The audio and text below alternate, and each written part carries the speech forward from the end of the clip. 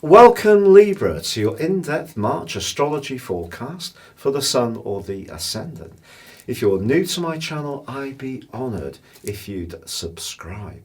There's lots and lots and lots of celestial action this month, but I first want to talk about the energies of Saturn. Saturn's the planet of structure, but also of restriction. And over the last couple of years, it has been working its way through your sector of emotions.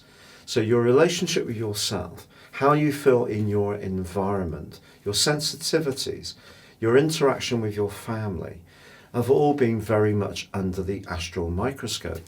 Also, in a more physical sense, the actual home that you've lived in may have had some awkward dimensions to it in some kind of way. Well, the amazing news, Libra, is that this month on the 22nd, Saturn moves into your sister air sign of Aquarius. It's going to be joined on the 31st of this month by Mars. So Mars is still going to be in a bit of a spiky location for you the whole of this month, but it can give you a lot of motivation if you are wanting to make some changes to where you live. But Saturn and Mars moving into Aquarius as this month draws to a close is going to bring about a big shift in energy. Now Saturn is going to return to Capricorn from the 1st of July, and it will actually then go back into Aquarius on the 14th of December, where it will be for the following 2.25 years. But I do feel that you're going to start to see a difference in your energy. And not just because Saturn is going to be moving away from its really powerful conjunction with Pluto, which peaked on the 12th of January this year. It's also going to enable Pluto to collaborate with Jupiter, the planet of growth, in precisely the area that Saturn has been so limiting around. So if you do find yourself moving into the home you've always wanted, modifying the one, adding to your family, solving some tensions within your family circle that may have existed, it really wouldn't be a surprise. So that's the number one thing we need to celebrate this month. But also on the 20th of March, we see the Sun move into your opposite sign of Aries, and we have the vernal equinox and the start of the Western astrological calendar. And that's going to be a trigger point for an improvement in your relationships. And if there has been one relationship that has been particularly difficult, the fact that the Sun will be combining with the wounded healer, the comet Chiron, I do feel can be significant. So if you need to have some kind of renewal, rebirth, reconnection or repair around a very close relationship, this is going to be very helpful too. But as we begin this month, Mercury, the planet of communication, is tracking backwards in the sign of Pisces, where it's in detriment. So things could be a bit sluggish about something that's to do with the detail of your life, or it could be to do with your work. You've been very compassionate over the last few years, since 2012. You've probably seen some part of your work or life being about supporting others. And also the Sun is in this location too, and from the 5th through to the 12th links beautifully with Neptune. If you are someone that does work in a health or caring sector, you can be an inspired form during this period of time. But also it could be a time when you decide to reinforce your boundaries about how much you will do for others, because on the 4th, Mercury rewinds into Aquarius, which is much more playful, much more creative. It is going to start going forwards from the 10th, but it doesn't go back into Pisces until the 16th. So you have a window of opportunity from the 10th to the 16th where you're given encouragement to be a bit more playful and creative, do something sociable for you.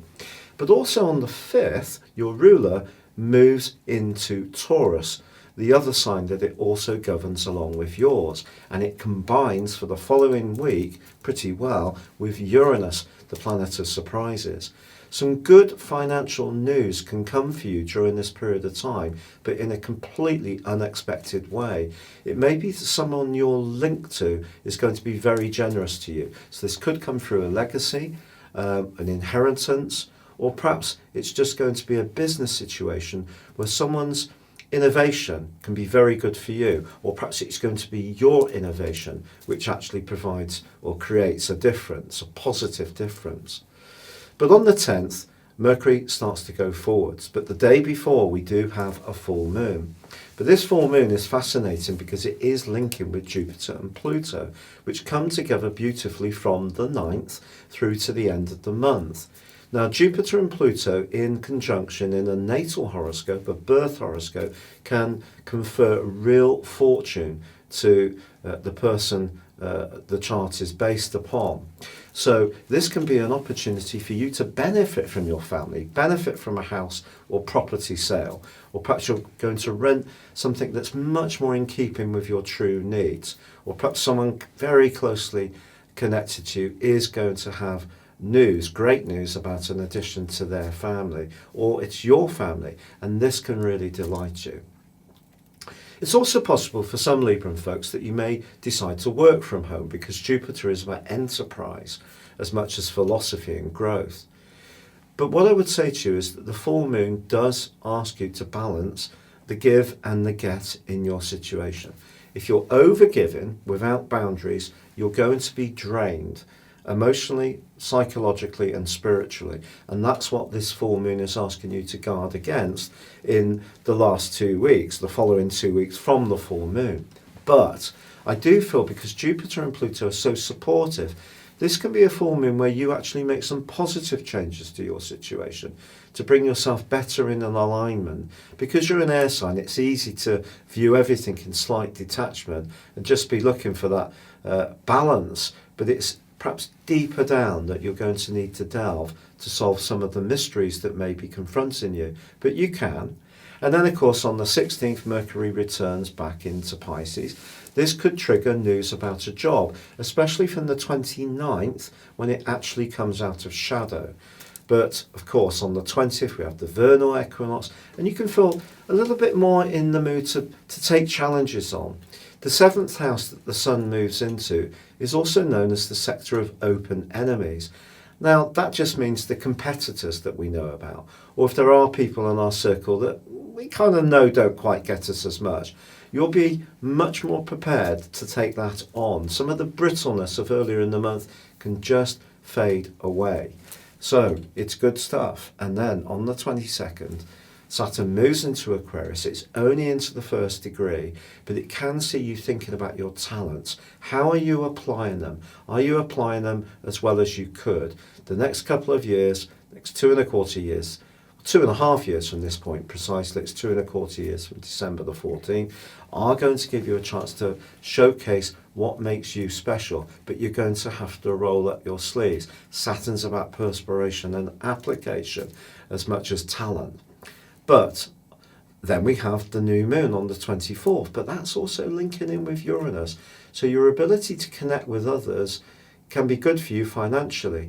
And it's possible that in the following month, again, you can benefit from that collaboration. If you are wanting to bring love into your life, the Sun merging with Chiron and this new moon is really interesting, especially the link with Uranus, because if someone does come into your world, perhaps they're going to do so at just the time you're not expecting it, which could put you on your heels a little bit, but just be cool, go with it.